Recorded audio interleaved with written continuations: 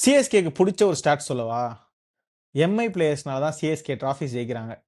சொல்லு சத்தியமா சொல்லு. 2010ல பார்த்தேன்னு வச்சுக்கோயேன், மைக் கசியை எடுத்திருப்பீங்க, அவன் எம்ஐல இருந்து வந்திருப்பான். ஸோ டிராஃபி ஜெயிச்சிருப்பீங்க. ஸோ அடுத்த இயர் வந்துட்டு 2011லயுமே பிராவோ வாங்கியிருப்பீங்க, அவன் வந்துட்டு டிராஃபி ஜெயிப்பான். அதுக்கப்புறம் 2018ல பார்த்தோன்னா அம்பத்தி ராய்டு வருவான், நீங்க டிராஃபி ஜெயிப்பீங்க. அகைன் 2023ல லைக் புது பிளேயர் வாங்கிட மாட்டீங்க, அகைன் அம்பத்தி ராய்டு அண்ட் பிராவோ தான் இருப்பாங்க. அண்ட் இப்போ டிவால் பிரேவிஸை எம்ஐல இருந்து வாங்கியிருக்கீங்க, டிராஃபி ஜெயிப்பீங்களா? கண்டிப்பா ஜெயிப்போம்.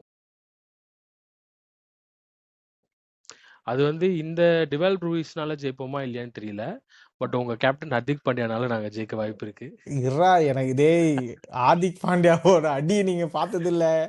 ஒரு நாள் போட்டு பொழக்க போறான், அப்ப தெரியும் உனக்கு. ஒரு நாள் போட்டு பொழப்பான், ஆனா எங்க டீமை பொழக்க மாட்டான். எங்களுக்காக அவன் உங்க டீமை பொழந்துதான் அவன் நேஷனல் டீமுக்கு வந்தான்றது உங்களுக்கு தெரியுமா? அவன் அடிச்சதே, அவன் அடிச்சு பெரிய ஆளானதே உங்களை தான். அப்போ வந்து ரோஹித் சர்மா கேப்டன், இப்ப யாரு கேப்டன்? அது தெரிஞ்சு ஹார்திக் பாண்டியா தைரியமா கேப்டன். பேசுற. என்ன வேணா நடக்கலாம், கோளாறு பிடிச்சவன், மண்டை கோளாறு பிடிச்சவன், என்ன வேணா பண்ணிடுவான், பாத்துக்க.